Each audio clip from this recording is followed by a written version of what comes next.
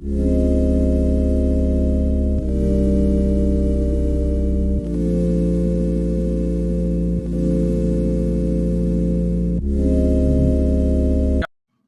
दोस्तों, मैं डॉक्टर सरबजीत सिंह आपका अपने YouTube चैनल पर स्वागत करता हूं।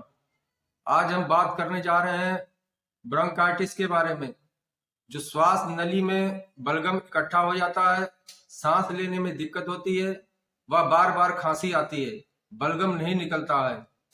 इससे आपको काफी दिक्कत होती है। इसके लिए होम्योपैथिक मेडिसिन बताएंगे।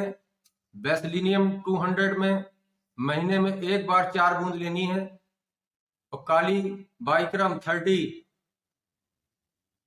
ये सुबह दोपहर शाम 4-4 बूंद इसकी यूज करनी है। ब्रानिया एल्ब ये भी 30 पोटेंसी में 4-4 बूंद सुबह दोपहर शाम इसका यूज करें।